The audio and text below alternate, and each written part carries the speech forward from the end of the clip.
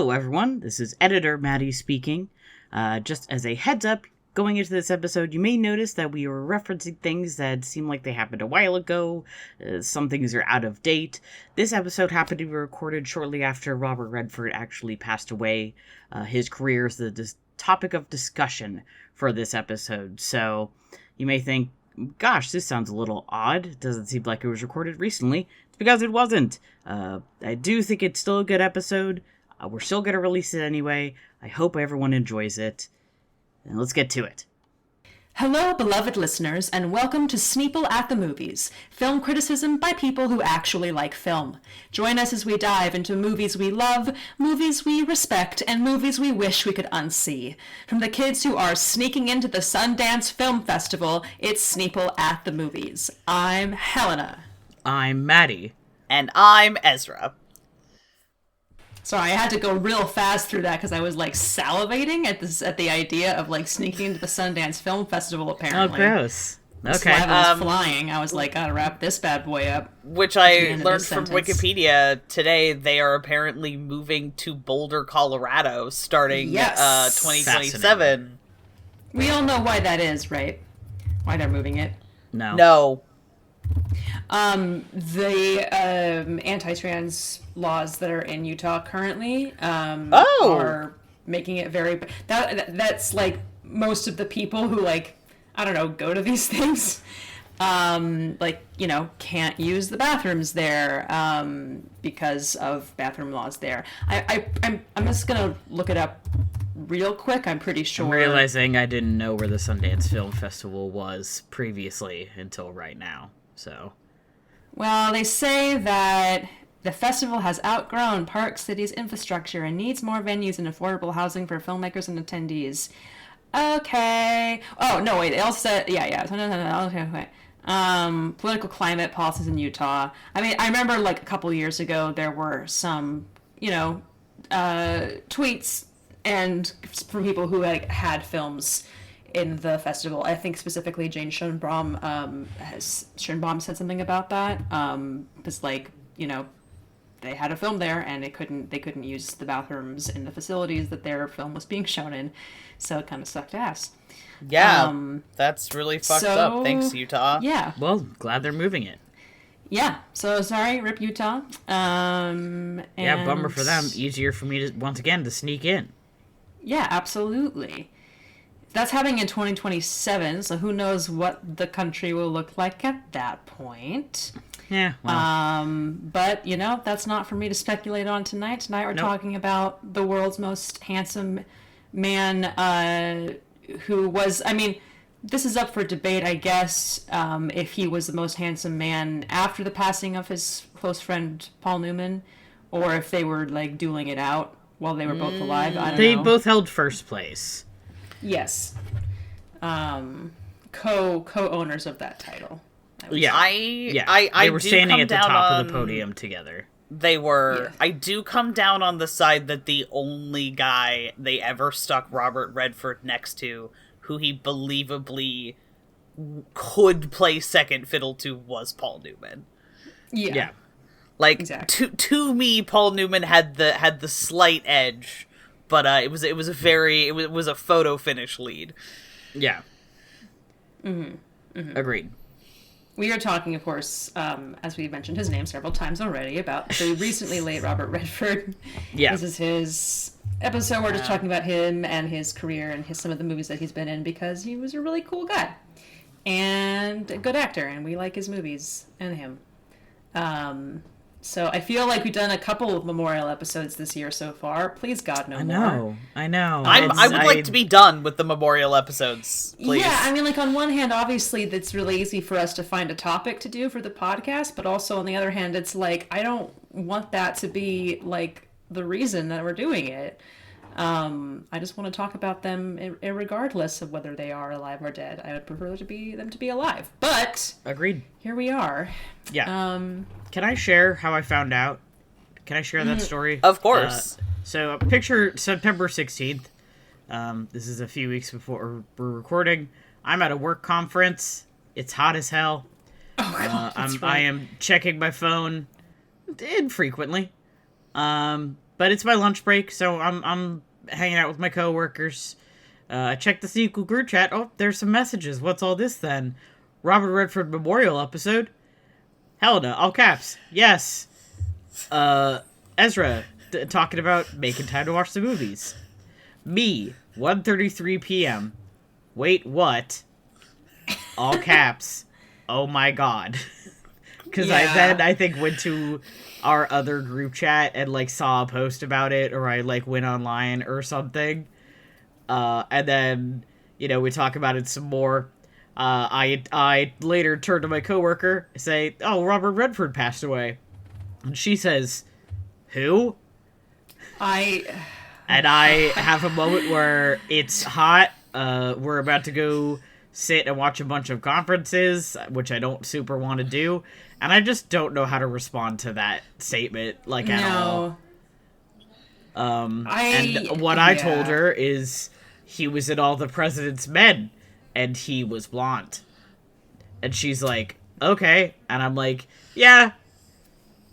So and that was the end of the conversation.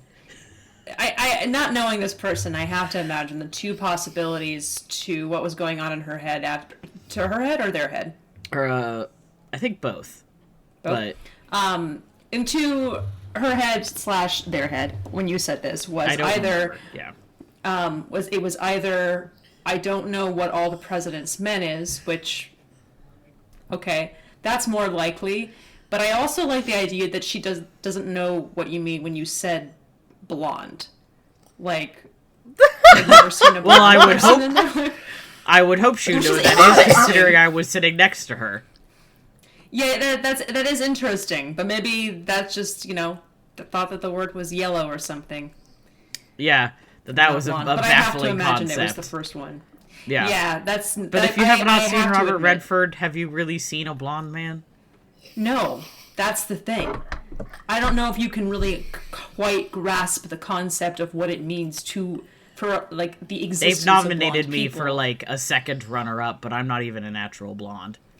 Yeah, no, which is fine. I mean, you don't have to be in order to be nominated, as far as I'm aware. Yeah. But that's why they nominated me. Yeah, exactly. So it's hard to beat. You know what I mean? He's a hard card to beat, and I don't think that his passing is going to rule him out entirely. No. What you need to be worried about. That's okay. I don't mind. Yeah, I mean, you know, the perks of winning obviously are something, I'm sure, but I don't know what prize you would get for being the #1 blonde in the world. What do you get? Do you know? Being a nominee, a former nominee. I haven't looked at the women's category, but in the almost a man or half a man category, I am the front runner. Oh, good. Yeah. Hell yeah, love this for you. When they say there's no good blonde men left, that's true. But I'm half a man on my mother's side, and I have won the award in that factor. Now, it is a fairly narrow category. Right. Who else is in that category? Do you happen to know? It's not my place to say. Oh, it's confidential. Yeah, they lock the list up. After they do the award, they'll open it again next year. We can. Well, they want to avoid any. You know. Yeah, they want to avoid any future faux pas, like when they announce the wrong Best Picture winner. Yeah. Right. Also, you know, there's people who put their name in, but they're not out to everybody yet, or whatever. You know, we have to respect that. Yeah, that's true. There's people who haven't been born yet. That's right. That's true. You have to remember those ones too. Yeah. But anyway, the important part is he's still the top of the blonde men list, even though he's very high up there. Yeah, and him I got and an Val award. are still up there. Yeah. God, I can't believe we've done memorial episodes for David Lynch, Val Kilmer, and now Robert Redford in one fucking year. Two blonde men in 1 year. I hate that. That's so sad. God. Yeah, we're very sadly hitting an age where the actors and directors that we really enjoyed when we were younger, who were, you know, like our age or older, I guess. I mean, older, you know, but they were like in our age group. when we were younger are now starting to pass away. Yeah. Which is a very surreal place to be. And it is, it is what it is. It is the tax you pay for the joy of getting to be alive. But it is still a bummer. I really like that turn of phrase, and I'm gonna remember that real quick. Just put it in the chat so we can pin it. I picked it up from something, and I don't remember what. Like, it was something... God, it was something really stupid is the problem. Is I was like, that's such a great turn of phrase from something really stupid. That's all right. That's all right. I'm open to, cherry picking quotes from dumb sources. People have been cherry picking quotes from good sources from Shakespeare for years. Decades. That's true. I was replaying some of the Dark Picture anthology games since it is around Halloween when we are, and that's not true. It's the beginning of October when we're recording this episode. It's not near that's Halloween around at all. Halloween. It's the month of Halloween. Yes. And that is like what one of the characters says at the beginning, and I was like, "This is a Dark Picture anthology game," but that's such a great turn of phrase. Anyway. Unfortunately that is a good that is a really good turn of phrase. God, what? It is. I think I edited it slightly, but it was something along those lines. That's the tax of being alive. I just added the joy part because I do think I like that better. Is a joy. Yes. Anywho, difficult year for like creative sources. Yeah. Which means we got to watch... I mean, I didn't. I'm sorry, Robert. I had a tough few weeks there. I got the flu. But...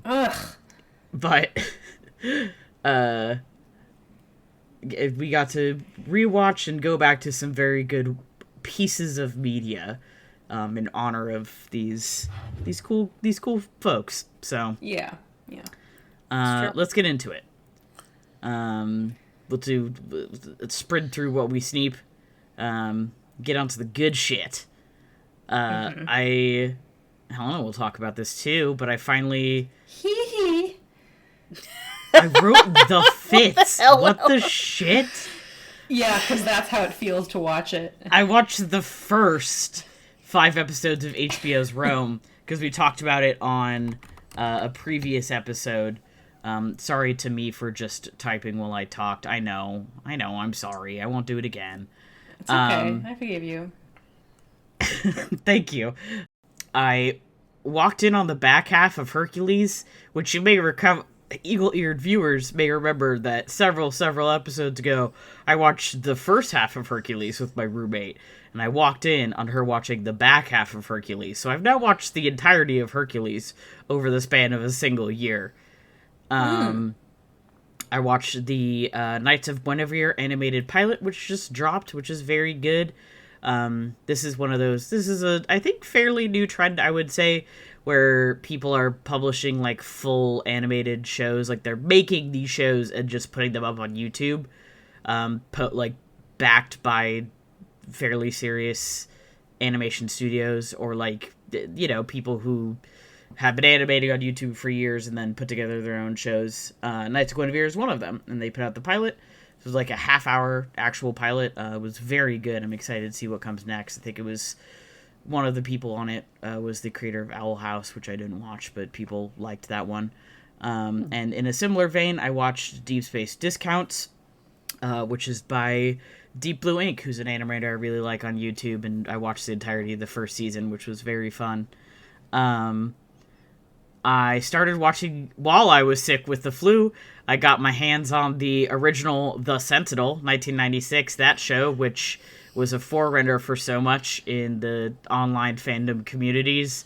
And I already knew about it and knew it was real, but I was reminded of it from a post online, and I was like, what else am I doing with my time? So I just sat back in my gamer chair and watched some of The Sentinel. I'm still in season 1. I think... Oh man, there's not a ton of seasons. It didn't run for a super long time. Ezra, I will report back specifically to you and say, yes, we please. haven't really gotten to any of this, the, like, guide part. Oh, that's entirely a fandom invention.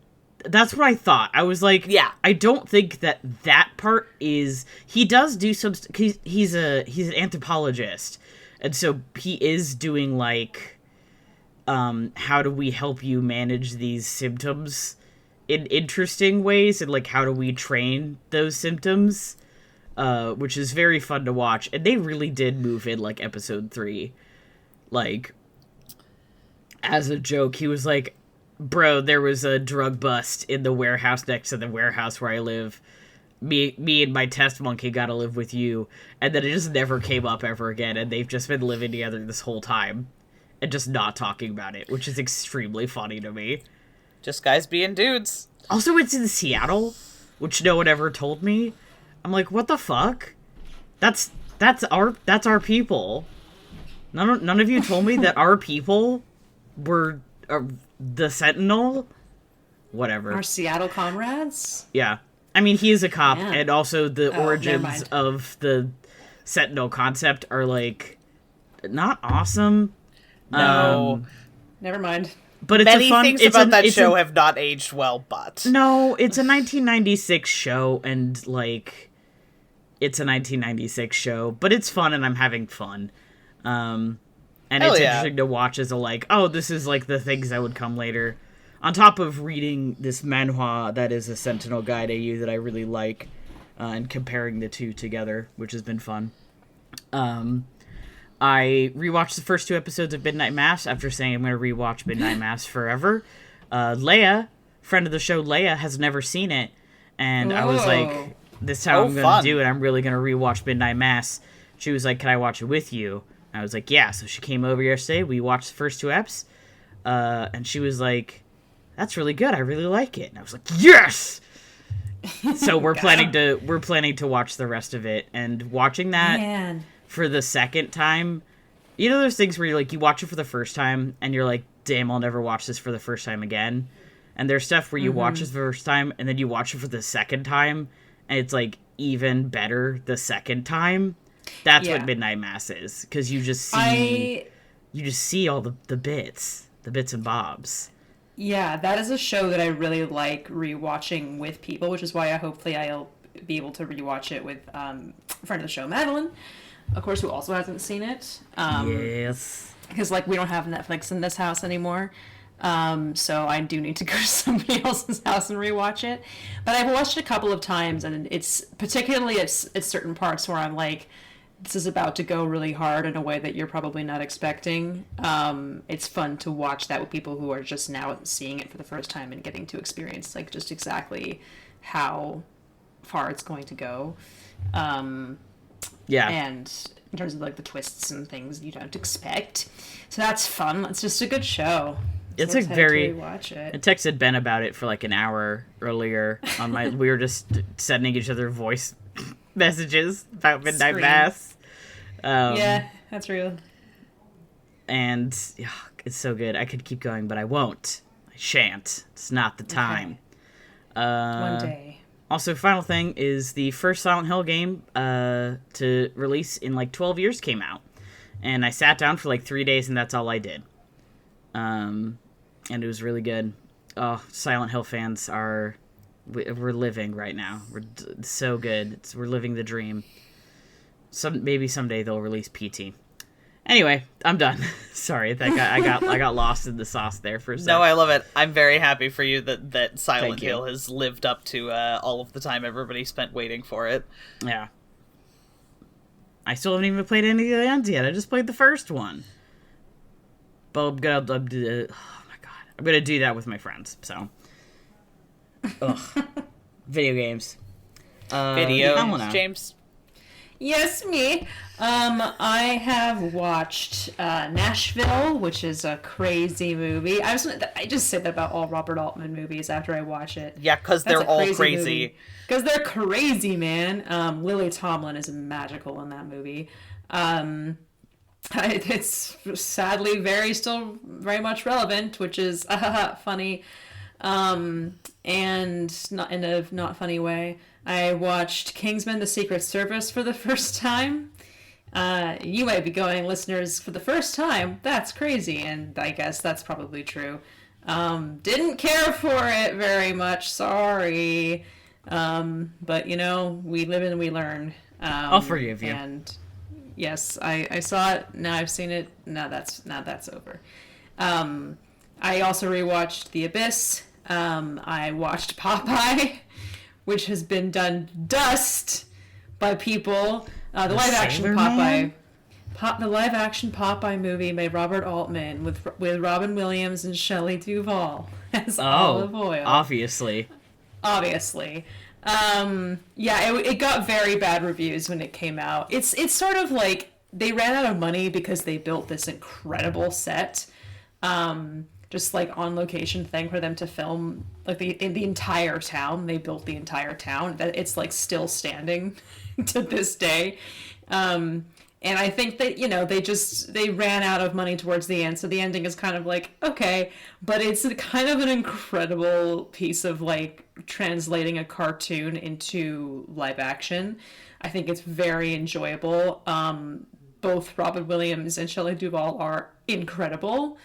Like the noise, I guess I can't. The line readings that Shelley Duvall does is like, this is literally Olive Oyl brought to life. Anyway, good movie. Everyone is wrong about it. I also watched The Core, which people were not wrong about. That's a bad movie, but I did watch it because I, was feeling like watching a disaster movie for some reason, and that's a movie that I'm familiar with because one of my acting teachers from college is in like 2 scenes in that movie. And so I've seen his scenes from it because he was like, I'm not showing you these scenes when we did our unit on film acting in college. He was like, I'm not showing you these scenes because I think I'm amazing in them. I'm just showing you them because I can tell you what my process was as an actor and I can talk about it. And you know what? He's pretty good. He has like literally a combined total, I think, of maybe possibly 3 minutes of screen time, I want to say, all told. But I think he's better than Aaron Eckhart, who was in this movie. And is just, I don't think, very good. And that movie is bizarre, and the effects they've not aged well, let me just say that. No disrespect to the VFX workers at the time this movie came out, which was in the early 2000s, a rough era for that kind of effect. I also watched Ingrid Bergman's Hour of the Wolf, good movie. I watched Butch Cassidy and the Sundance Kid again. For this episode. I watched The Natural for the first time, also for this episode, and also The Way We Were for this episode. I was also going to watch The Old Man and the Gun, but I went to Movie Madness to get it, and they didn't have it. Someone had checked it out, understandably, so I got Rio Bravo instead, which I watched. That was an amazing movie, even though John Wayne is in it. I also went to go see Splitsville in the theaters with my mom. Fun little romantic comedy.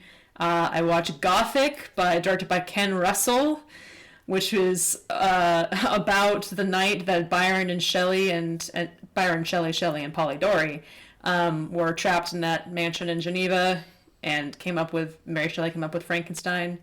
And as you would expect for a Ken Russell movie about that, it is crazily horny, just bananas. And I highly recommend. Is it a great film?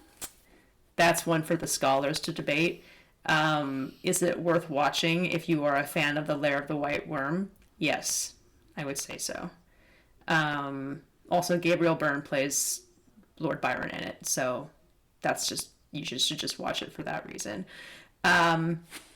I rewatched The Fog, showed The Fog to my dad because he'd never seen it, and John Carpenter movies are all on the Criterion channel this month.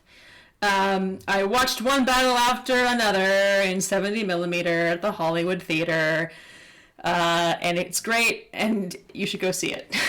Everyone should go see it. The hype is real. It's not a fabrication, even though I just saw a very, very funny post from Bret Easton Ellis, who... contributing his, very important and interesting opinions, as always, thinks that people are faking it because of the politics of it. Because, you know, he's the only one who has original opinions because he wrote American Psycho. So that's what Bret Easton Ellis thinks about One Battle After Another. But I think Helena, co-host of Sneople at the Movies, thinks that it's good. So who are you going to trust? That's the real question. That's up to you. I watched Wall Street. My dad showed me Wall Street for the first time. Martin Sheen is in that movie. He's good in it. So was Michael Douglas. Charlie Sheen is not very good in it, but that's okay. I watched Rec, which is the found footage Spanish zombie film from about 20 years ago. That was very, very tense. I rewatched Scream. I watched Ghosts of Mars, which is another late John Carpenter movie, which was not very good, but that's okay. It was bonkers enough for me to have a good time. I rewatched The Exorcist when I was a little bit under the influence, so that was really intense. It was also a Sunday afternoon, so that was a somewhat blasphemous, strange experience. I watched the original Dracula for the first time, which, Maddie, you and I need to talk about at some point.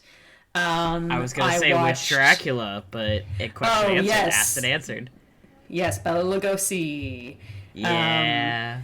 We'll get into it after I finish this paragraph. I watched May, which is a good movie, creepy movie. I rewatched The Fly. And last night I watched The Incredible Shrinking Man with my dad, which was really fun and cool. Had lots of cool practical effects.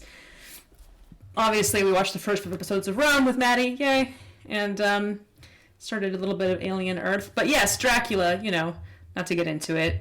It's so campy, and I think that the guy playing Renfield is just putting it all out there, which I think is great for him.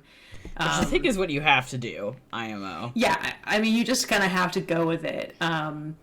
I was once again just kind of baffled by a lot of the changes that they made from the book, trying not to care about it, but, caring. But Bela Lugosi's performance is pretty undeniable. And the vibes are just kind of, it's just iconic. Double checking my Hunt for Mr. Right, aka Dracula watch list. Yes. It looks like Bela Lugosi's Dracula is number 1 on my list currently. Interesting. Yeah. Now, admittedly, everybody else in that list is not a strong contender. So, no, there's not a lot going on. The pickings are slim. I told Ben, I was like, if you rewatch Midnight Mass, because he was like, oh, I want to rewatch all of the Mike Flanagans, but I don't know, I just can't. And I'm like, if you do it, I'll pick up Dracula Watch again. So we've made an unofficial pact, which means, of course, I have to make a list, because I love to make a list. I love to make of lists. Other things to tackle. So if people have suggestions, let me know. I'm not going to watch Bram Stoker's Dracula again. I won't do it. You can't convince me to watch it again. I'm sorry. The only people who can are the 2 people on this show. I might rewatch it at some point because I had a little bit more respect for it after watching the original Dracula just the other day, in terms of how it managed to be faithful to the text, and for the most part, for about half the movie, and then I was in the car on the way to the gym the next day with my mom, and I was explaining all of this stuff is just not in the book, and she was like, that whole thing in Bram Stoker's Dracula, or she said, the one with Winona Ryder, which I was like, yes, that is that movie. That whole thing with him thinking that she's the reincarnation of his dead wife. I'm like, yeah, nope, that's not a thing. Not a thing. I had to explain all of that stuff. It's not in there. It's very accurate right until basically Mina shows up, and then it goes completely off the rails. Yeah, it's crazy. And I just can't abide. People are like, well, it's the most faithful adaptation. And I'm like, I would rather it be fun and interesting than try and be faithful and then lie to my face. it's the deception that bothers you. Yeah, because I'm in the same boat. I'm like, no adaptation is under any obligation to be faithful to the source material. I believe that. But like, I still need to evaluate the choices that were made in the adaptation, and like, why are we making that choice when I'm pretty sure we can't get into this. This is not the Dracula episode, but it's like, I'm pretty sure they just take that from the Mummy, though. Right? Like, that's, I know that plot line about having her being the reincarnation of his dead lover is in the 1990s version of the Mummy. I have to imagine that it was probably in either the original Mummy with Boris Karloff or in the 1950s Terence Fisher adaptations of the Mummy. I don't know. You know, I wouldn't be sure about that. I don't know. You never know. But either way, and like, I feel like it's not like that's like a thing. And it showed up in Dracula adaptations a lot, and every time I'm like, I'm gonna rip your face off with my paws. I just it makes me so mad. Yeah. No, yeah, I get it. Anyway, let's continue. Oh, yes, Ezra, sorry, what did you say? No, that is okay. My list is really short. I don't know what I've been doing with my free time. Possibly just zoning out. I've been kind of going through it. I went to go see Caught Stealing, Darren Aronofsky's fun but somewhat meandering PSA on why it's always important to wear your seatbelt. The History of Sound, which was objectively a pretty mid movie that was catered to me specifically, so I had a good time. I got hooked on The Pit, which is I was really surprised by, because genuinely I just do not care for medical dramas. Mm-hmm. But it's great, and I need to not stay up too late after we watch this episode to go watch another hour of The Pit. That's how it is. I might. That's how it is. And my roommate was like, hey, do you want to watch Mad Max last night? To which I said, yeah, sure, why not? So I watched Mad Max Fury Road, which was a movie that was... I had forgotten how cool it is. It does feel... Watching it now, I just was sitting there going, Jesus fucking Christ, gender politics in the country I live in are having a weird fucking moment right now. And, like, this movie is only 10 years old, and it feels, like, incomprehensibly different. Kill me. Right. Yeah. Yeah. I watched, like, the middle 25 minutes of the first episode of The Expanse, also because my roommate had it on. Interesting, but I don't think enough to make me drop everything else and watch all of The Expanse right now. Saw a couple of Firefly episodes, because my roommate had them on. Turns out I do still have that entire television show memorized, and I am going to rewatch Firefly now, so, yeah. Join me. I will accept my cancellation, as is my due, and I am, like... Come to hell with me. 80% of the way through Clair Obscur Expedition 33, and I keep having to stop because I keep playing until my wrists hurt. Yeah, you gotta talk to Molly about that for sure. My problem is that now I'm just in the, like, grinding before you go do the end game, and I don't know when I can stop grinding. That's fair. It's fine. I'm having a good time. That game is just so gorgeous, and I play until my eyes hurt, because it's so, like, it's really beautiful, but it's also just kind of like everything moves and is very bright and kind of overwhelming, and also I have a gigantic television now. So yeah. Yay! I don't know. I literally have no fucking...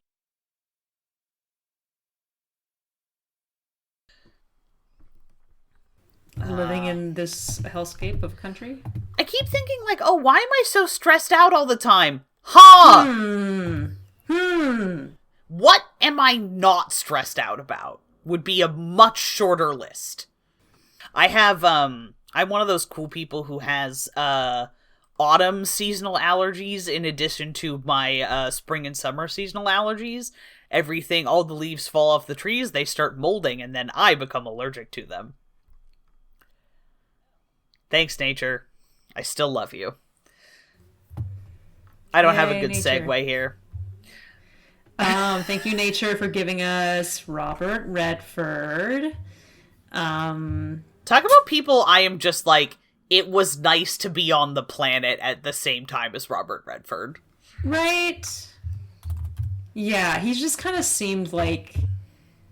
I know that I think I probably said this when David Lynch died as well, but it kind of seemed like, well, Robert Redford's gonna live forever, obviously, because he's such an institution, especially when we talk about like Hollywood film and like the American film industry, and has been so influential like in the idea of what a movie star is, and also is like, as we have talked about already, jokingly responsible for, you know, co-founding the Sundance Film Festival and like changing the way that independent films are seen and distributed in America as well, which has been huge for independent filmmakers in that post sort of like this very kind of weird time that we're in, like, but post 1990s, where like independent films kind of had this kind of mini boom and then it suddenly became very hard again.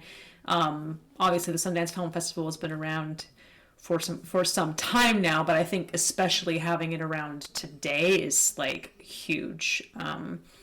It's like a super, super big deal for independent filmmakers. So he's just a really cool guy who had like good politics and was just stupidly handsome. Like, what the fuck? You know what I mean? I do. Like, watching The Way We Were was just... And, like, there were parts of that movie where like, the movie is generally told from Barbra Streisand's character's perspective. And there are just times when she's just, like, looking at him and she's, like almost literally, like, licking her lips. Because you're just kind of, like, looking at him and you're just like, that can't be right. That can't be right. You can't look like that. No, it's like he cannot possibly actually be that handsome. But he is. It's crazy, man. It's crazy. Yeah. So, yeah. You all, if you're listening to this, I feel like you probably know who Robert Redford was. But I don't know. I hope so. If you're not... I'm gonna list off a whole bunch of it. It's like, if you're not, I guess do listen to this show, but mostly just go watch all of the fucking movies. 'Cause he just was like, so Robert Redford, I think more than any other actor, is like, in my head, inextricably, like, he's like the my dad actor, like my specific, not as in like father figure, but as in like my human dad. Hi Dad, I love you. You don't listen to the show, which is probably a good idea. Like Ezra, my dad fucking loves Robert Redford, and like specifically just fucking loves Robert Redford movies. And he like got a bunch of old Robert Redford movies out of the library, and he would sit down and my dad does this thing where he divides movies into like movies you have to pay attention to and movies that like it doesn't matter if he takes a little bit of a nap during. And I just have all of these really distinct memories of him sitting down and be like, okay, this is a movie you have to pay attention to. And it was like, it was All the President's Men and 3 Days of the Condor. And like, I need a whole, my dad fucking loves 3 Days of the Condor. The Electric Horseman, which I'm still just like, I love that like that one is kind of a deep cut, but like I love The Electric Horseman because I saw it when I was like 14 or something. And like I didn't get it. I need to watch it again as an adult because there's just the themes of that movie are probably going to absolutely kick my ass at 34 in a way they didn't when I was 14. And fucking Butch Cassidy and The Sting, my dad loves The Sting. That is I was not very old when he was like, we're watching The Sting, because we kept running into it on TV, and he would always be like, no, you are not seeing this movie cut up for television. And it's on all the time. So, like, that was one of the first ones where I just remember my dad going, okay, you have to pay attention to this movie. And so that, I don't know, for whatever reason, like, that's that's Robert Redford in my head, is like my dad saying, this is a movie you have to pay attention to, and him making it easy because he's so magnetic. Agreed. I think my dad also showed me The Sting and Butch Cassidy. I think those were both the result of my dad. Dads love... They do. Robert Redford. He's such big with the dads. He's so big with the dad dynamic. I also feel like The Sting is a really...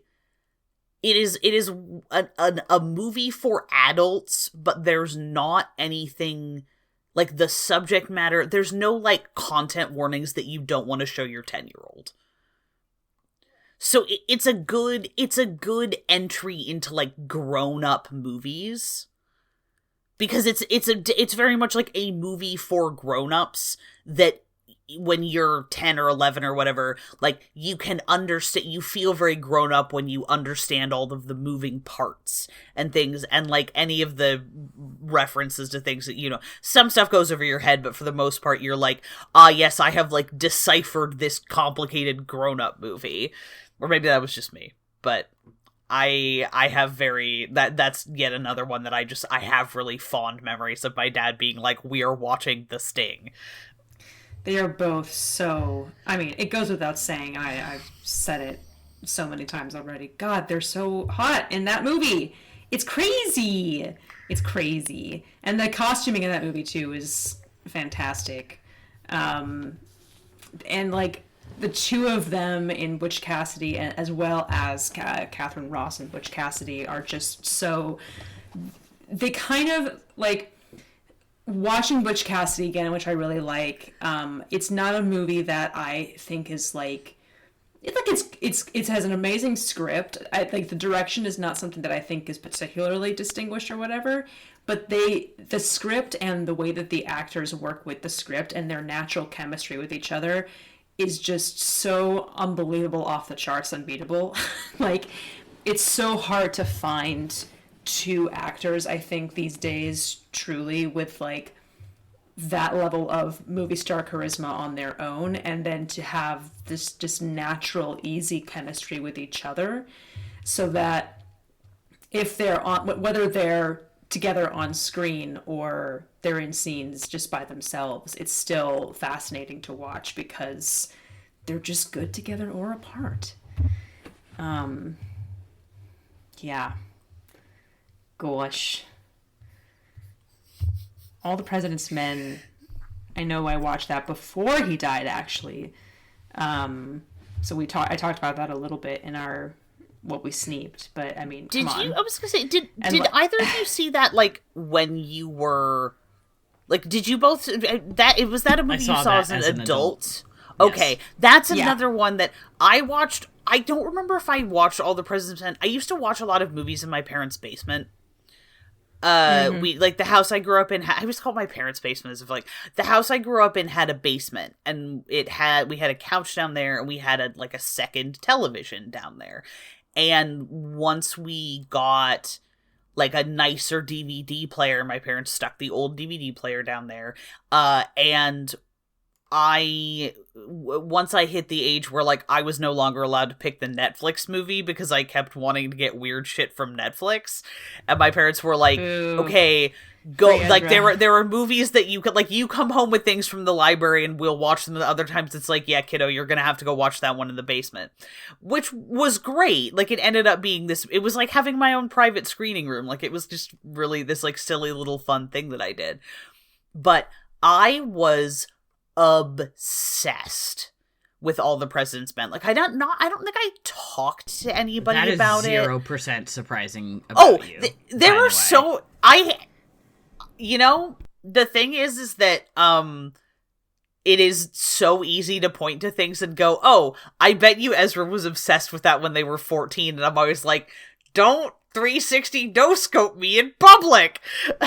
Oh, is this the person who wanted to become a political science major because of the West Wing? No.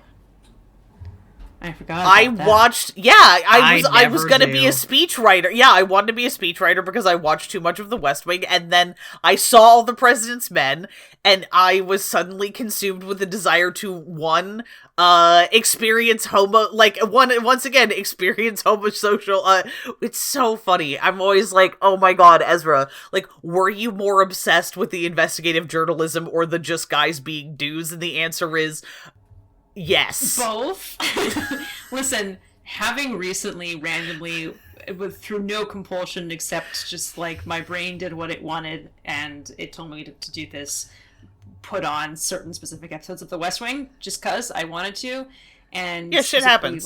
Like Toby heavy episodes, like especially the thing about wanting to be a speechwriter after watching The West Wing is kind of like, especially now as an avowed leftist, like it is so difficult to watch The West Wing now and not think to yourself whenever Toby is on screen, that is the most correct a person has ever been about everything. Like, there are some times when I'm like, wow, he's actually wrong about this. Those times are like 1 out of a million. And, you know, so it's not surprising that you specifically, but that, like, any of us would imprint on Toby Ziegler, the character, as portrayed by Richard Schiff in the show, The West Wing. One of the nicest things anybody ever said to me was a Tumblr acquaintance who was like, oh yeah, like, you remind me of Toby Ziegler, and I was like, I'm gonna freak out. Also, not to get away from the subject of the late great Robert Redford, but I am once again just having my like brain broken by the career of screenwriter and playwright William Goldman, who wrote Butch Cassidy and the Sundance Kid, the original Stepford Wives, Marathon Man, and All the President's Men, which both came out in 1976. The Princess Bride, Chaplin. Those are most of the ones that made me go, are you fucking kidding me? So yeah, just once again, I'm thinking about the fact that the same guy wrote the screenplay for The Princess Bride and All the President's Men. So really the really deep fucking influence on me specifically may actually be celebrated screenwriter and playwright William Goldman, who was, and this is very sad, working on a musical version of The Princess Bride with composer lyricist Adam Guettel. I always fuck up this guy's last name. It's Guettel. Who wrote Floyd Collins.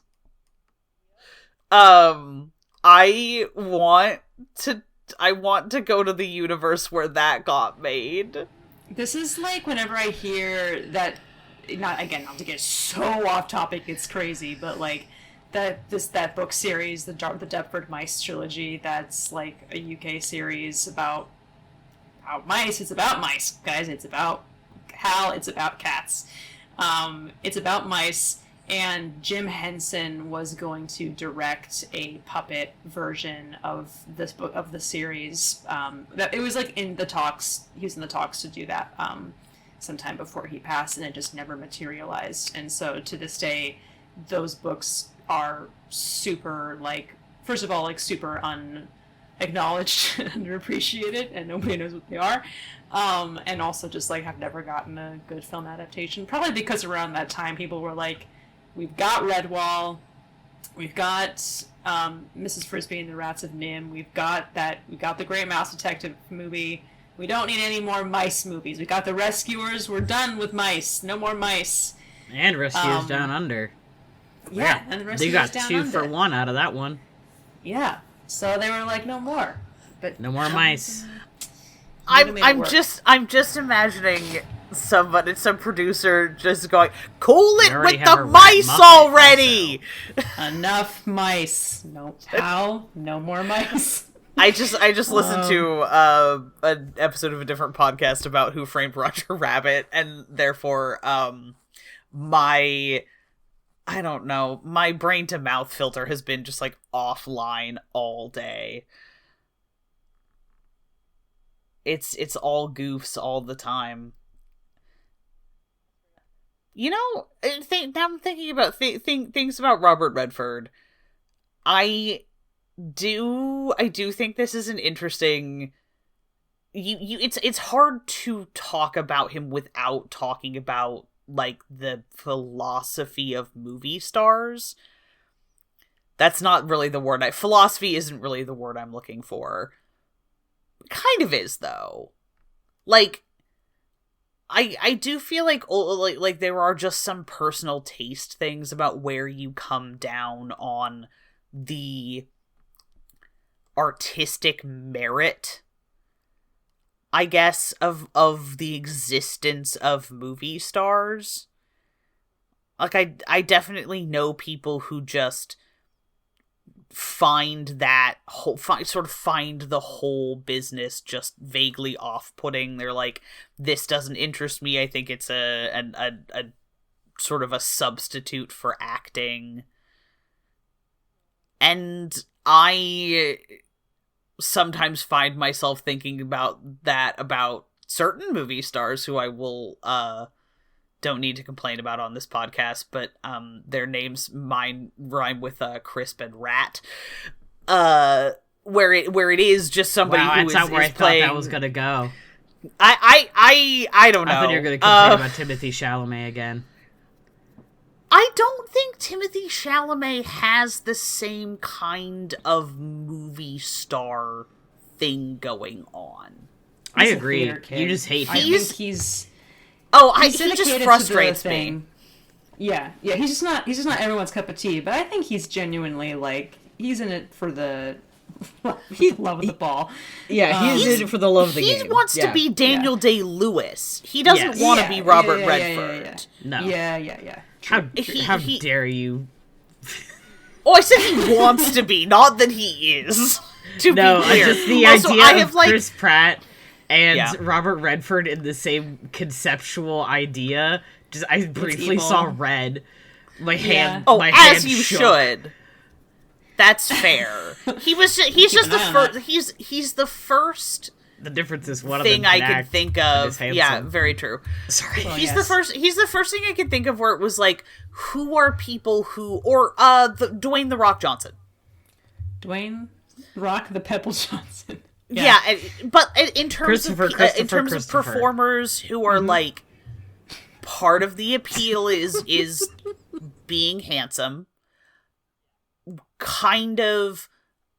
I mean, Helena, you can talk about what you put in the notes with in terms of what your dad had to say, which I did think was that was my end. I'm like, Helena, say the thing out loud.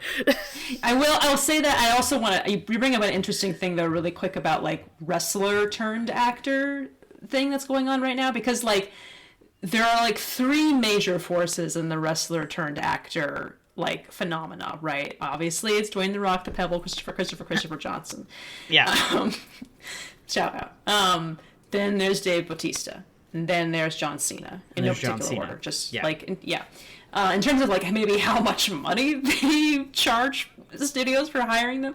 What I think is really interesting, because of course Dwayne the Rock, the Pebble Johnson has this new movie out called The Smashing Machine, which is a very Oscar baity. Wrestling type of it's a biopic about Mark Kerr, who is a UFC fighter, and he's gone through this kind of like facial transformation of a certain kind. It's a kind of weepy, it's a Benny Safdie, like, you know, kind of interesting form biopic, you know, rough around the edges kind of situation, whatever. It kind of feels like he's angling for that, which is really interesting. Like he's turning into this kind of like, I want to get an Oscar now, which is something that I think is funny, because Dave Bautista, I think, out of the three of people I just mentioned, is the most talented actor of the three of them. John Cena, I think, is a wonderful comedian. I think he's very naturally funny, has amazing John Cena has my timing. Heart forever, but I do think that Dave Bautista is the better actor. Dave Bautista has more range. Dave Bautista is not only very funny, but also is an incredibly moving, dramatic actor. And I think he has a little bit more range than either of them. Love John Cena to death. I think he's very hilarious. But like the two of them, like John Cena is kind of going off of like the movie star thing where he's kind of like, I'm naturally just kind of like have this natural charm and I can do this thing and this is the thing that I do in everything that I'm in, kind of. Whereas Dave Bautista is kind of like, in the sense that we're talking about, kind of an actor's actor in this sense, because he's really, I feel like he does go through like physical transformations and dramatic transformations in all of the roles that he does for the most part. Whereas Dwayne, my close personal friend Dwayne, not my close personal friend Dwayne, my far distant acquaintance Dwayne, is kind of like straddling both of those worlds and like wants both of those worlds, kind of, where he's been doing the movie star thing for a while where he is just kind of playing himself and now he's kind of trying to angle into the other category. I don't know, man. We'll see how it goes. Anyway, back to Robert Redford. We were talking about this because I like, obviously, I trapped my parents in the Robert Redford lockdown for this episode, and we watched a few of those movies, and we were talking about like Robert Redford as an actor, and obviously my dad is coming from the perspective of he's also an actor, so his point of view of this is colored by that, as is mine. But he was saying he's really good. My mom and I were like gushing about like how natural he is and just how effortlessly he manages to pull off what he does, because film acting, despite the way that it looks, is very much not an easy thing to do. And sometimes, unfortunately, there are some people who just don't have it, and there are some people who just have it, whatever it is. I know that sounds cliche, but it is true. There are some people that the camera loves, and there are some people that it doesn't. And Robert Redford just manages to sort of just effortlessly exist in the world in front of the camera. And my dad was saying that, he's good, but he kind of always plays himself in all of these roles. We watched All the President's Men, we watched The Natural, we watched The Way We Were, we watched Butch Cassidy and the Sundance Kid, and like, he's good in all of those movies. He's very, very good in all of them. But he's not really doing, my dad's argument, he's not really doing anything necessarily different with any of those things. Like he's not pushing beyond a certain, like there's only so far, like when Robert Redford gets angry in a movie, there's only so much anger he will allow himself to express, and Robert Redford never gets angrier than that in a movie, or like emotional effectiveness, or that kind of a thing. Which, again, like we were saying, neither of us think is a bad thing, but it is kind of I think, a movie star thing where when people go to the movies to see a Robert Redford movie, they're going to see it because it's a Robert Redford movie. I think, obviously we've talked about him before. You may know him. There's this guy named Tom Cruise. He's done a few movies. He's kind of has that thing as well, when like he's such a movie star that people go to see Tom Cruise movies because Tom Cruise is in them. That's the driving factor. So a lot of people go to the movies to see that person. And sometimes, like, that's what I spit out here. And keep in mind, I've had a little bit of a cider while writing this document, so this could be affected by that.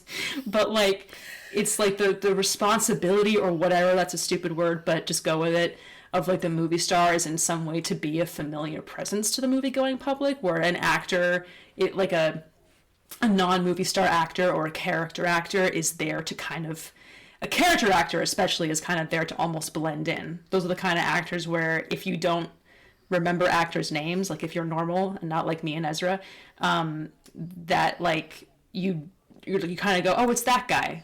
I don't know who that guy is, but I know them. And their job is to just be there and blend in and kind of come in, do a great performance. And you always remember them, but you never remember their name. And like, then there's actors like Daniel Day-Lewis, who are like known figures, but like their whole thing, method acting or not, regardless of whatever method they choose, is to really transform in each role that they do and kind of be something other than themselves or whatever.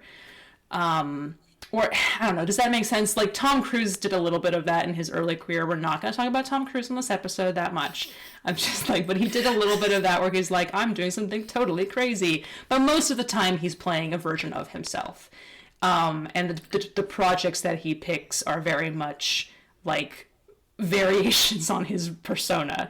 And I think the same is true in some way for Robert Redford, where I think Robert Redford had a lot of control over the projects that he picked, and he had a lot of really he had really good taste in projects in terms of who was directing them, who else was in them, who was writing them, and what the projects were about, which were very much influenced by his own politics. He really wanted to make a movie about water. Like, he read All the President's Men. He's like, I want to be in the. We need to make a movie about this, and I want to be in it. We need to make a movie about it. And I think that being able to pick good projects and finding the right people for them, one, speaks to why he was also a very talented director, for one thing, but like also is a huge thing for being a good actor that I think is underrated. The ability to recognize what you would be good in personally and who else would be good in it, and when it's right for you or wrong for, or like right for somebody else, if that makes sense. So yeah, that's my word vomit about it. I don't know. It's like it's a question that I pose that I don't know if I've fully answered or ranted about. I think part of the I would say that part of the project of curating a star persona is knowing your limit, like knowing what you're good at, knowing where your limits are, and knowing when your star persona is the correct tool for the job. And I think that I have never seen a Robert Redford movie where I thought somebody else would have taken this role farther, and that would have been preferable. Maybe in a different direction, sure, but I've never seen a movie of his where I felt like the sort of limits of his star persona were holding back the storytelling. Yeah, and it is, and it's a limiting thing as an actor, and clearly some artists find it much more limiting than others. And Robert Redford ended up taking bigger swings, I think, or stepping outside of that persona behind the camera. Because he was also, you know, a really good director. You know, I've never seen Ordinary People, but I mean, he's like a first film director, and the film won a bunch of he won a fucking Best Director Oscar and Best Picture right out the gate. I mean, it's not like the guy doesn't know how to make a fucking movie, but it's not the same thing. People step behind the camera, and sometimes that goes really well, and other times it goes like total shit. So, yeah, repeatedly sometimes. You know, and it's hard to say. Again, haven't seen the movie, don't know what else was up for an Oscar that year either, frankly. Yeah, it's contentious for me personally, but I'm not mad about it. I've chosen to not be mad about it. That was the Elephant Man year. Oh, well, okay, yeah, fine. I said, I do not really have a horse in this race. I don't bear grudge against Ordinary People. It is a good movie with many, many fine performances. So I've chosen to not be mad about it. But like someone who is a little mad about it. I mean, listen, it's the only time that he was nominated. One of his films was nominated for multiple awards, and it didn't win a single one.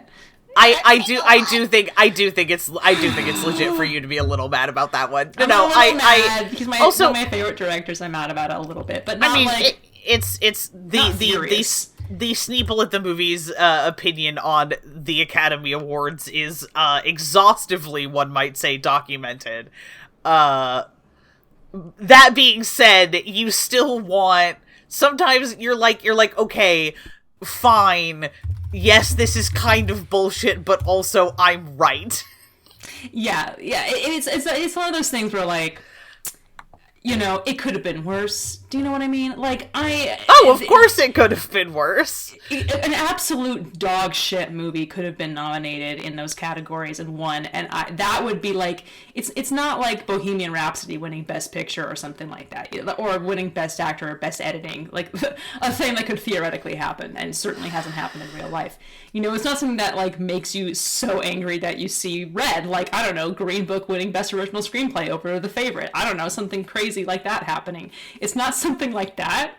It's something that's like, that seems like kind of the safe choice, but it's not a bad choice. It's a perfectly acceptable choice. And, like, it didn't win every single award. Like, John Hurt in The Elephant Man lost Best Actor to Robert De Niro and Raging Bull. Yeah, like, I get that. I'm certainly not going to fight that choice. But, you know, the Best Director, Best Picture thing, you know, it's rough out there. It makes me a little sad, but it's okay. I'm over it. Okay, I'm good. I love you, Robert Redford. I'm sorry I was ever even slightly miffed with you. I'm not really. It's not your fault. You sure? Are you okay? I'm good. I'm really good. I'm got that one off your chest. Yeah, we feel really better totally now. fine. I'm still thinking about now. I'm just thinking about Green Book winning Best Original Screenplay over The Favorite. Yeah, Helena, you really just you really exhumed that corpse, and now we all are, like, having to run away from this shambling zombie. I know. I I had so completely incomprehensively forgotten about that one. I kind of hate you. Forget. I listen, we did the Oscar party 3 years in a row. That year was the year that I lost, so I remember it vividly, because I won the year that Phantom Thread won. And, no, Phantom Thread didn't win. What am I talking about? Whatever the fuck won. Shape of Water won that year. I just wanted Phantom Thread to win. I superimposed it in my mind. I won that year, and I won the year that Parasite won, and then the year that Green Book won Best Picture, Grant won that year. So those 3 years in particular that we played the ballot game and made food and partied and, you know, got so drunk, I remember those Oscars very vividly. Especially because I knew that Green Book was going to win Best Picture the second, because they did the speech. They had one of the producers on the film, like, trot out somebody and talk about each of the Best Picture nominees, and Octavia Spencer, who helped produce Green Book, walked out there with the late Congressman John Lewis, and I was like, oh no. Oh man, this is gonna win Best Picture, isn't it? You flew John Lewis down here to do this? It just kind of felt like a waste of his time.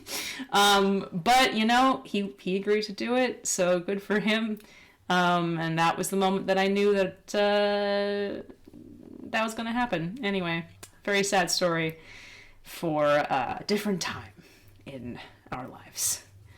And I'm definitely choosing to be more mad about that than I am about ordinary people beating Elephant Man for Best Picture and Best Director. I'm fine. I'm over it.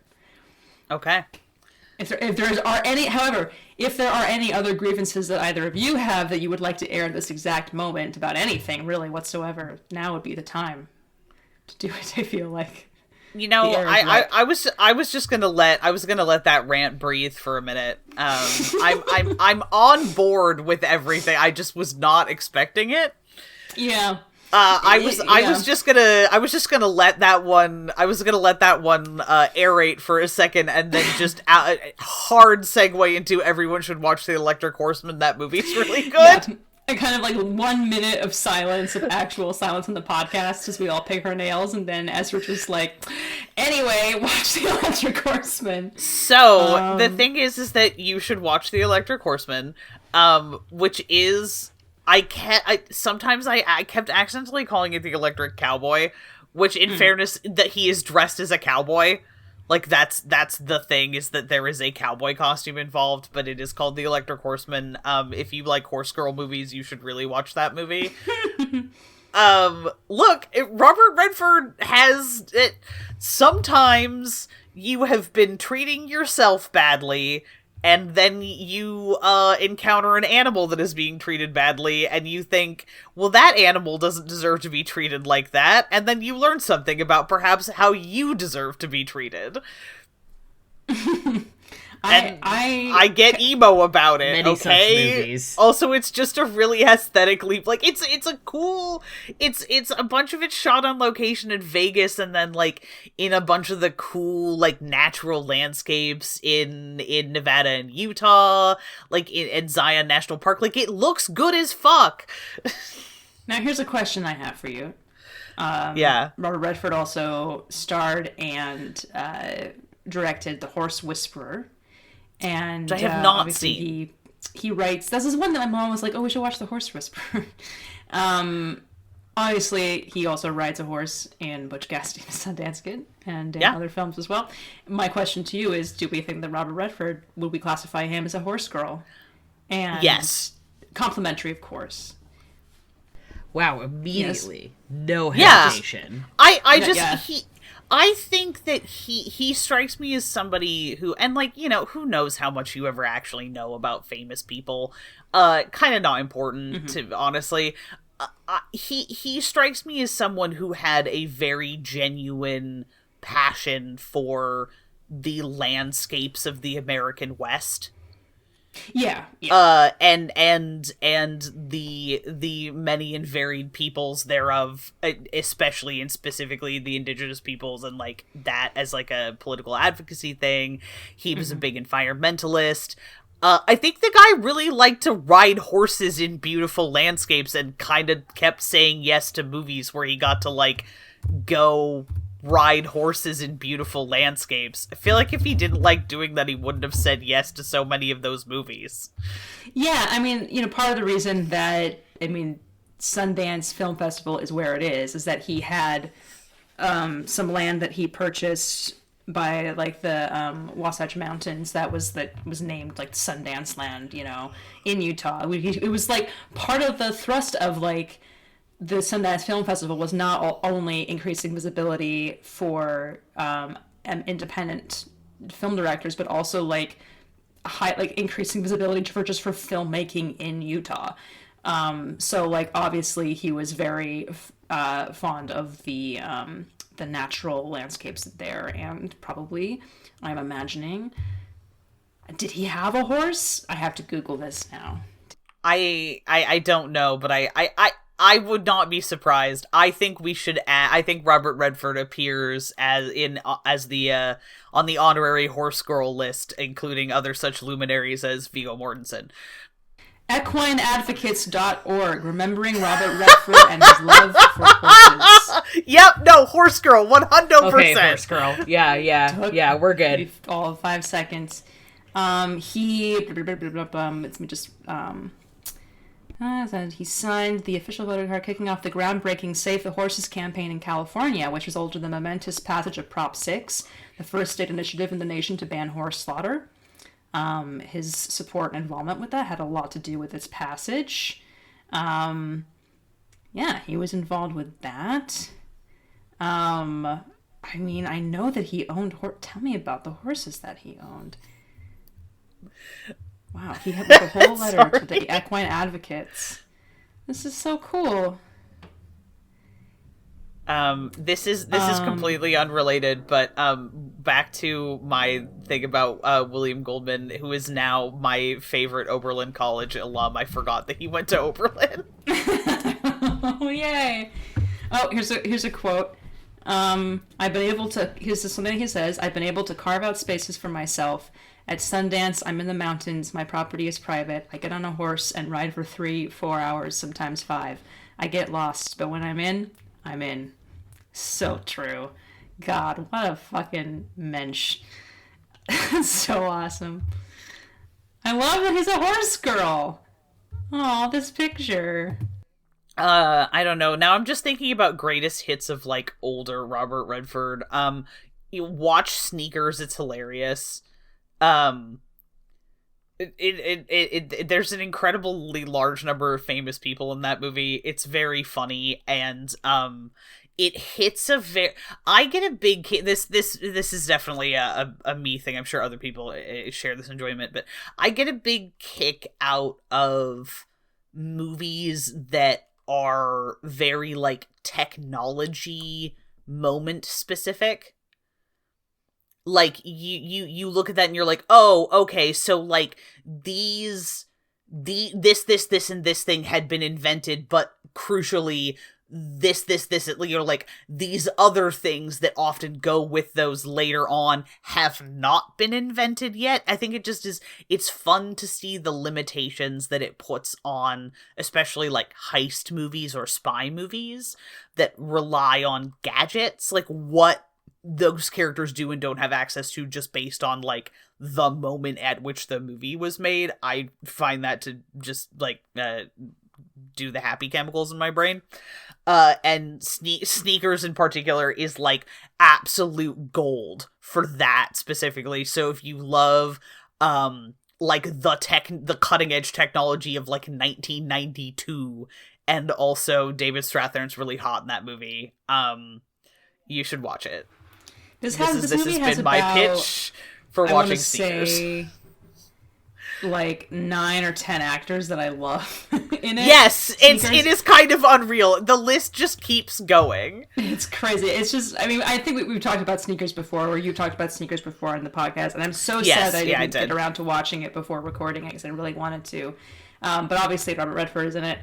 Sidney Poitier, David Strathairn, Dan Aykroyd, River Phoenix, Ben Kingsley, Timothy Busfield, Donald Logue, James Earl Jones, George Hearn, which is crazy. It's always crazy when I see like a name that I know from like a Sweeney Todd production or any kind of Sondheim production. I'm like, yes. That's an amazing list of people. Man, good for them. I can't wait to watch Sneakers sometime. I was very pleased to have picked it up at a at a thrift store for like $4 the other day. I was like, all right, everything's coming up, Ezra. I do almost kind of want I am, how do I rephrase this? I'm glad that there are still Robert Redford movies that I get to look forward to seeing. Mm-hmm. You know? I do strong agree. I do kind of, I've sort of decided that that's one of the things that I should like focus on when like you say an artist of any kind I really like passes away, where it's like, okay, well, you know, yes, I'm sad that they're not making any more art, but like usually there's still things that are going to be new to me. And like I've never seen Quiz Show. Quiz Show is a good movie. I would really like to I would really like to watch that. I mean, I love John Turturro a lot, obviously. Yes. As we all know. Obviously, yeah. Look, I just really like John Turturro. He's a good fucking actor. He's good. He's very good. I will probably eventually watch Robert Redford's Great Gatsby adaptation, even though I think it's gonna I'm sure it's gonna frustrate the shit out of me in terms of like being an adaptation of The Great Gatsby, but I do feel like the casting is inspired.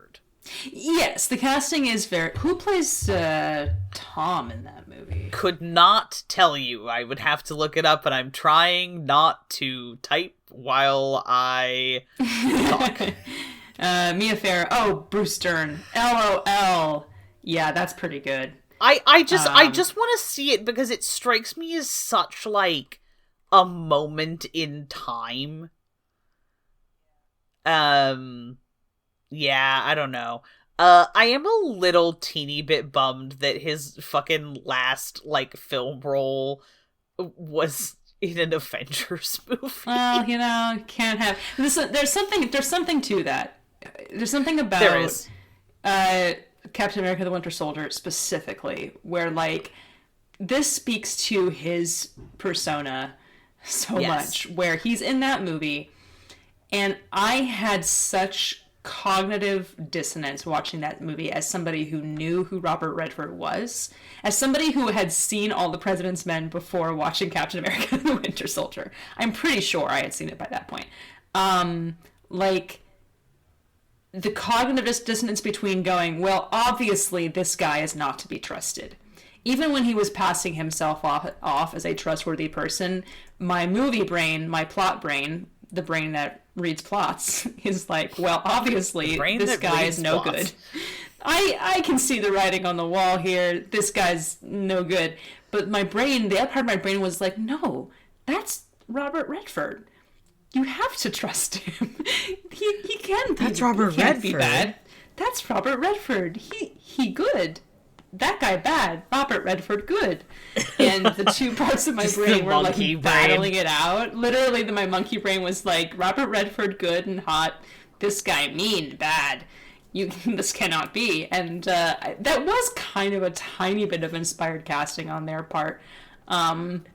Because I don't know if anybody else who saw that movie had that experience. Like they were feeding us banana chips, and it was just like, it's okay, you can trust Robert Redford, come a little closer. And I was like, you're so right, I can. Yep. Thanks for these banana chips. Shut the door. I remember watching that and just being like, oh, that's genius. Yeah. Like, it's up there. I have not seen this movie, but the other movie that I know is going to do the same thing to me is eventually when I get around to watching Green Room. Yeah, Patrick Stewart, yeah. Which has Patrick Stewart as a neo-Nazi skinhead. And I know that is just going to be, like... It's weird, man. So overwhelmingly that's... It's so upsetting. That's like, no. That's clever. It's a fun... it's a... Robert Redford as the face of a corrupt and dissolute U.S. government is like, yeah, okay, fine. Is it like baby's first metatextuality? Sure, but like, really, yeah, it's a lot smarter than most of the other shit that they put in the Avengers movies. Yeah, it is. It's one of the smartest things they've ever put in an Avengers movie. Yeah, it's like, just because the bar is low doesn't mean that, like, it's not good. They almost shoot themselves in the foot a little bit with it, because even when they reveal the surprise, he's bad after all, like, even when they get to that part of me was still going, I don't know. I don't know if I buy that he's a bad guy. I mean, like, he if nothing, like, critical of his performance, he was selling it. And it was very chilling because he's not a very hammy actor in any way, so he was playing very understated. Very understated, cool, like, well, yes, obviously, I am doing this because this is the way it has to be, and I have to keep the things the way that they are. Sort of kind of standard, like, neoliberal villainy, which I think is interesting. But part of me was still like, but he's not the bad guy. I don't know. It was both like very inspired and also just like, almost played your hand too much there. But I do think about it often in a way. Whenever I put on Winter Soldier, I forget that he's in it, and then I watch it and I'm like, God damn. Jump scare. Also, like, hell, I owe to be a fly on the wall on the conversation that resulted in Robert Redford agreeing to be in an Avengers movie. Truly. Like, I mean, the intelligence to make sure he was only in the one. Yes, like, yeah, absolutely. Like, what did they have on Robert Redford? I love that. I mean, money. I love that. I always have this. It's like I have this running joke that, like, anytime an actor I like starts doing Marvel movies, I start fucking spitballing what, like, compromat that, like, Disney could possibly have on them, and it's like it's like money. Well, yes. Amounts of money that are difficult to argue with. I mean, part of it that's fun is that, like, and I'm not saying this is the reason that he agreed to do it. I'm just saying, like, I'm just, like, making connections. I'm connecting the dots. You're not connecting shit. He directed a very young Scarlett Johansson in The Horse Whisperer. Scarlett Johansson obviously is in The Winter Soldier. There's like fun kind of like, oh, well, there we go. You're an actor, grown-up actress now, and we're in this movie together, and I'm a bad guy. I don't know, but I'm not saying that like the reason that he agreed to do it was because. But sometimes that is what happens. Sure. I'm only floating that because I literally know that sometimes the reason an actor will agree to be in a movie is because they have a friend who's working on it who's like, please be in this movie with me. We don't even have any scenes together. I just want you to be like, come with me sometimes. Yeah, I wanna see you. I wanna flex on my co-stars that I knew Robert Redford as a kid. Like, yeah, good. As you know what? Sure, why not? Mm-hmm. As anyone would.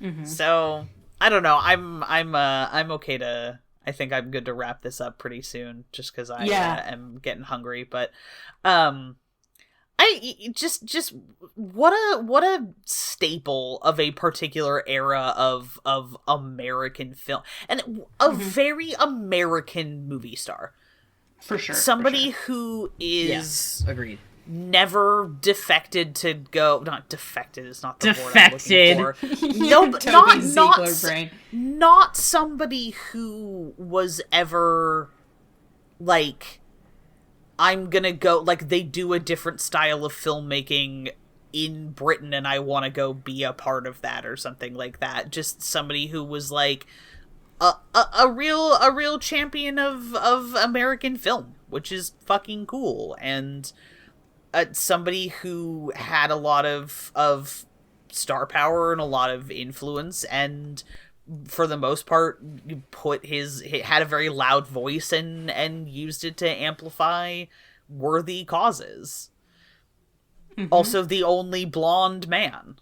The only blonde man to exist. Yeah, no more. Yeah, sorry everybody. No more blonde men. They don't exist anymore.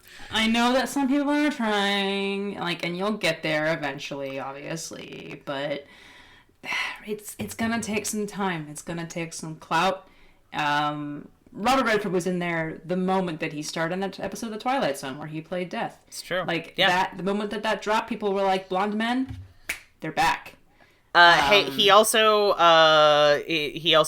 was a producer on the Motorcycle Diaries. Just thought I would throw that out there. Love that for him. I do want to briefly mention, I haven't really talked about the movies themselves that much. That is the true. way we were. A little in depth because I thought it was a really interesting movie. He, obviously him and Barbra Streisand, it's about their romance and how it falls apart because she's a very committed leftist, socialist, in some parts communist when she's in college in the early days. And he's just kind of like politically apathetic, sort of kind of coasts on just kind of being this great looking guy and who's charming and naturally talented.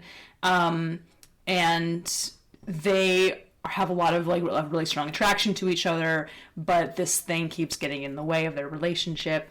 And it was an adaptation, and Robert Redford really he wanted there to be a big focus on the political aspect of that because he thought that like her strong politics, like her beliefs and his like lack of prioritizing those beliefs or having any of those like beliefs himself was a huge thing about the movie that was really important to him. But the director, who I believe, let me just double check because I've forgotten already. Sorry, I'm typing. Sidney Pollack. Thank you. I was like, it's either Sidney Pollack or I was like, Sidney Lumet, it's a Sidney. It's fine. Sidney Pollack, and he was like, no, we need to have the romance and there be a major part of it because that's what's going to get people really invested in, like, you know, relating to the story. And I think it does a really good job of that. I think they're both really wonderful.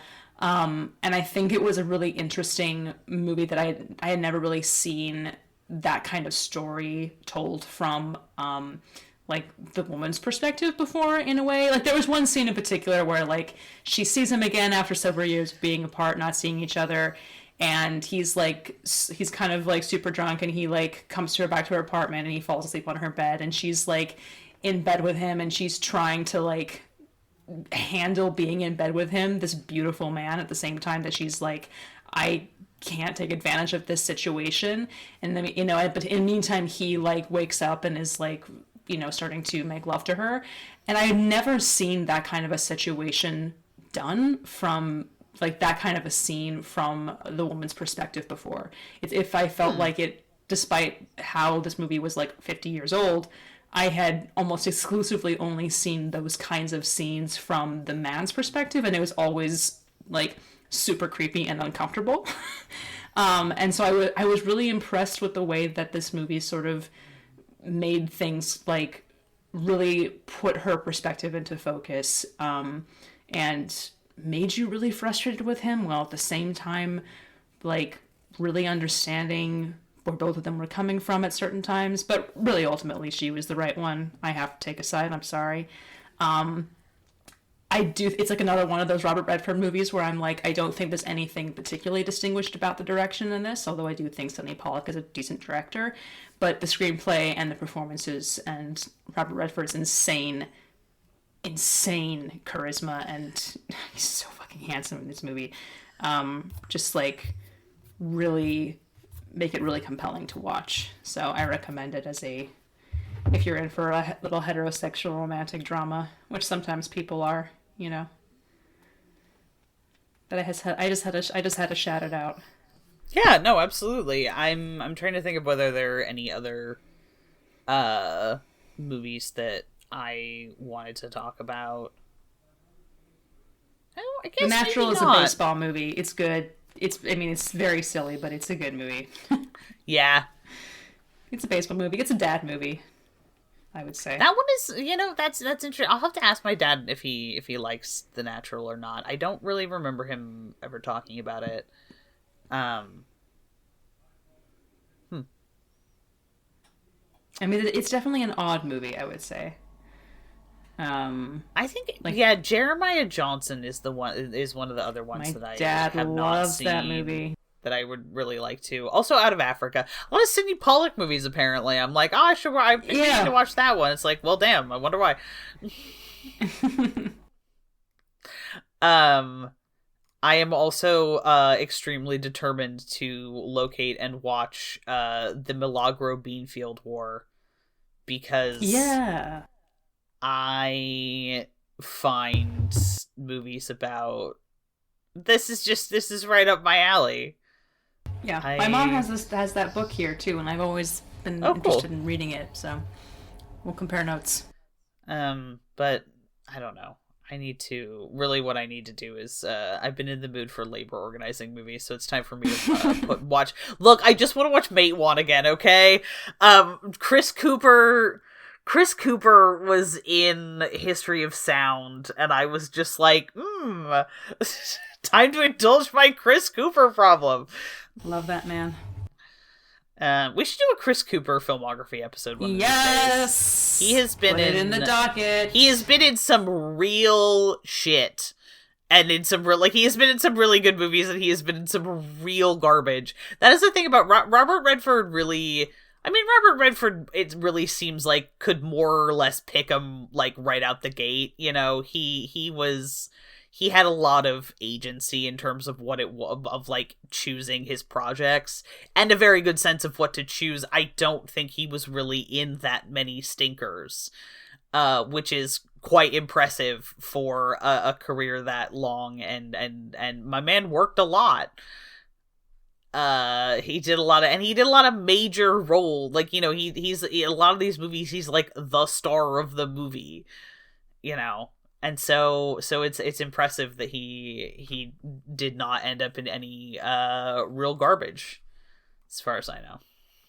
I mean, listen, when we do the Chris Cooper episode, I'm not rewatching American Beauty. I just don't have it in me. However, I respect the shit out of that. Rewatching Seabiscuit. So I just, because, you know, any opportunity I have to rewatch that Gotta movie, watch Seabiscuit. Gotta watch the bisque. Sorry, that really. I mean, anyway, if we're talking about the bisque of the sea, I think that's called clam chowder. But enough about that. Fuck. So something about lobster bisques. Oh God, sorry. I'm so sorry about you. You will be able to see that laugh and just cut it right out. Montfrere, you are not the loudest laugher on this show. Oh, I'm so glad. Because That's my sometimes job.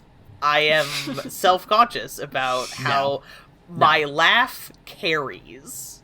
Like if you hear me in Meat Space, you can hear me laughing from a long way away.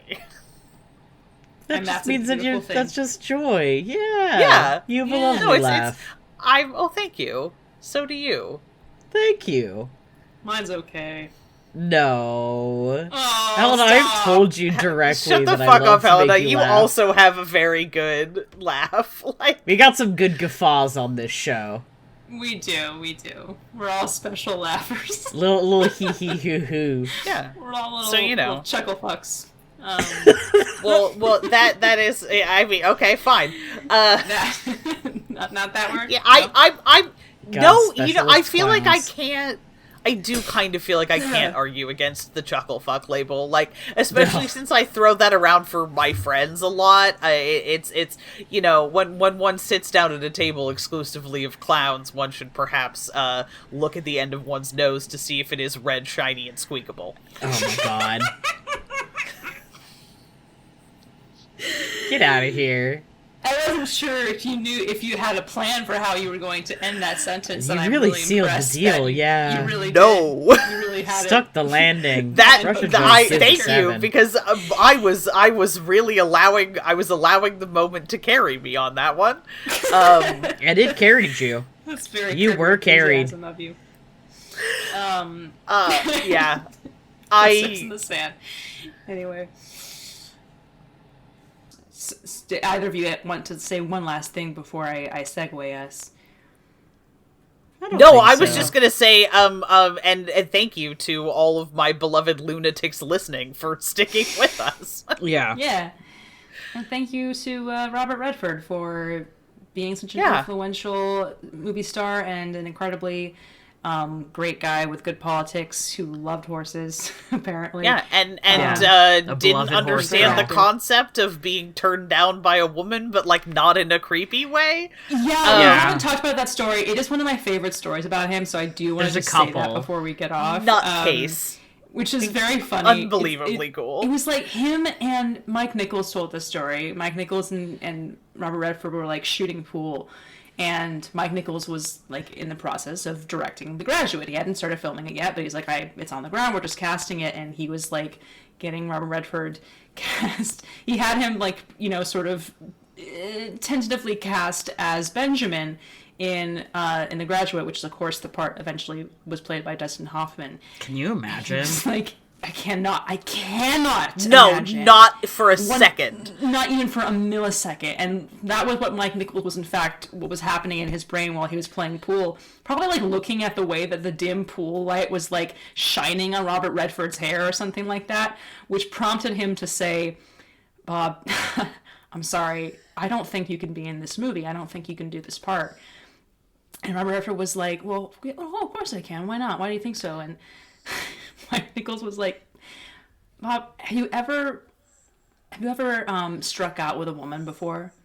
And he literally said, what do you mean?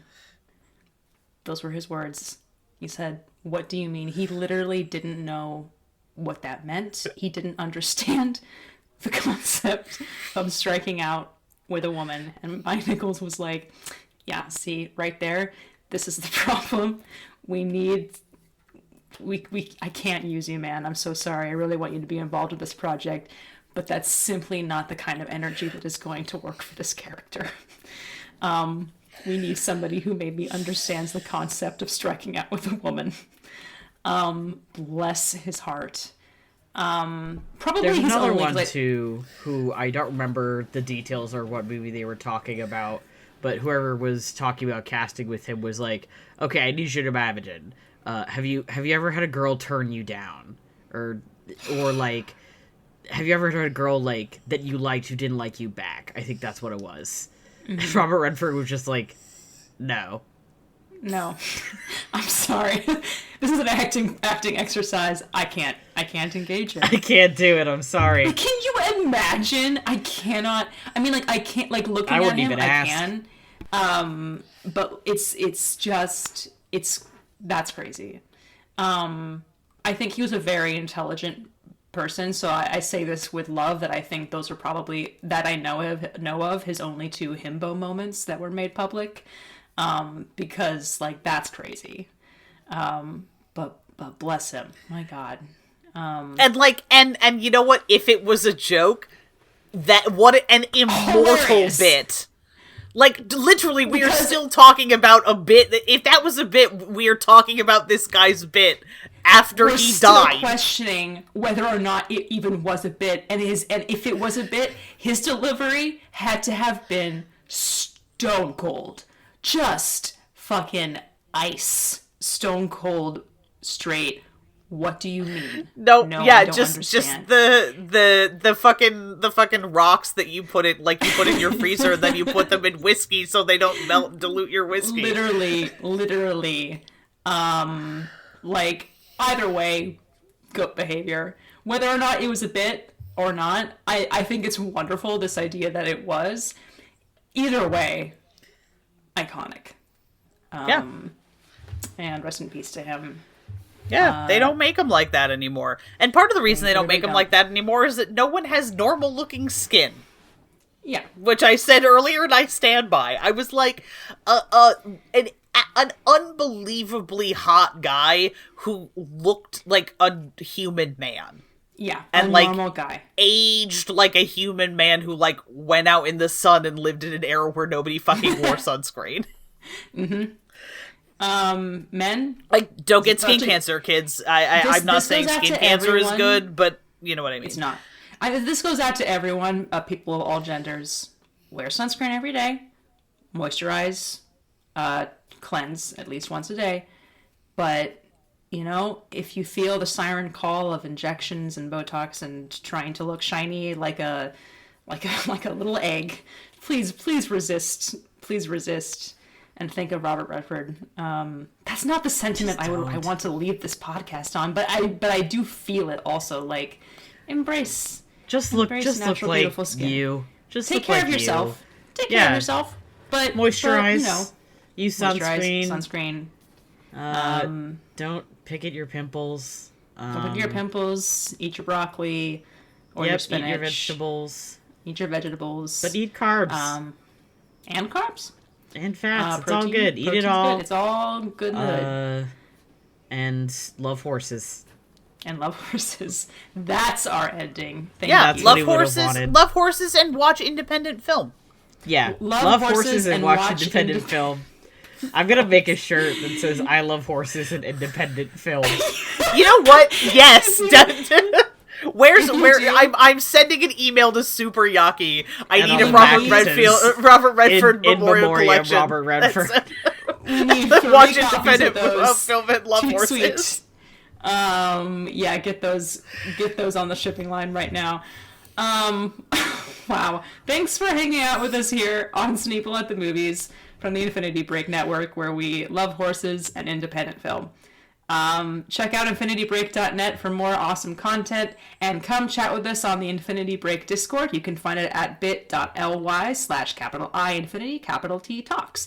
You can also shoot us an email at sneopleatthemovies@gmail.com if you've got a subject you want to hear us talk about, a movie you think we absolutely need to see, or have a ranked list of hottest Robert Redford performances. Oh no, don't give me any ideas.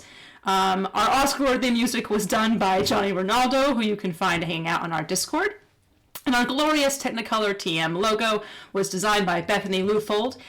If you enjoyed listening, please leave us a review on iTunes and share the show with your friends, your enemies, your partners in crime, and your Sundance kids. As always, thank you for listening, and we'll see you at the movies.